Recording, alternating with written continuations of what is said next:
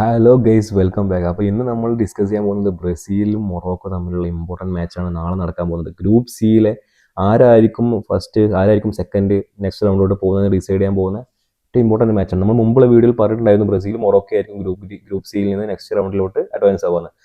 ബ്രസീലാണെങ്കിൽ ഒരുപാട് വീണ്ടും ഒരു പ്രതീക്ഷയുള്ള വേൾഡ് കപ്പാണ് ബ്രസീലിന്. മൊറോക്കോ ആണെങ്കിൽ നിങ്ങൾക്കറിയാം, കഴിഞ്ഞ വേൾഡ് കപ്പിൽ ക്വാർട്ടർ ഫൈനൽ വരെ എത്തിയ ടീമാണ് മൊറോക്കോ.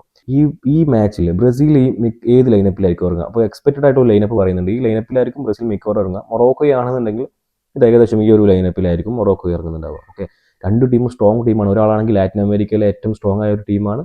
മൊറോക്കോ ആണെന്നുണ്ടെങ്കിൽ ആഫ്രിക്കയിലെ ഒരു പുതിയ കരുത്ത് കാണിക്കുന്ന മികച്ചൊരു ടീമാണ്. അപ്പോൾ ഈ ടീം ഇതൊരു ഇമ്പോർട്ടൻറ്റ് മാച്ച് മാത്രമല്ല, വാശിയേറിയ ഒരു മത്സരമായിരിക്കും. വേൾഡ് കപ്പിൽ നമ്മൾ ആദ്യം കാണാൻ പോകുന്ന ഏറ്റവും ഇമ്പോർട്ടൻ്റ് ആയിട്ടുള്ള ഒരു മാച്ച്, അല്ലെങ്കിൽ ഏറ്റവും ഇൻട്രസ്റ്റിംഗ് ആയിട്ടുള്ള ഒരു മാച്ച് കൂടിയായിരിക്കും. അങ്ങനെ തന്നെ ആവട്ടെ. മാത്രമല്ല, നെയ്മർ ഈ മത്സരത്തിൽ ഇറങ്ങുമോ? ഫസ്റ്റ് ലെവലിൽ നമുക്ക് നെയ്മറിനെ കാണാൻ കഴിയുമോ?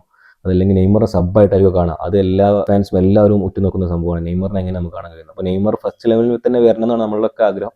പക്ഷെ അതിനുള്ള ചാൻസ് എത്രത്തോളമാണെന്ന് നമുക്കറിയില്ല. കാരണം മേ ബി നെയ്മറിനെ ആഞ്ചലോട്ടി സബിലായിരിക്കും ഇറക്കാൻ ചാൻസ്. അപ്പോൾ എങ്ങനെയാണെന്നൊക്കെ നമുക്ക് എന്ത് ചെയ്യാം, കാത്തിരുന്ന് കാണാം. Okay, see U.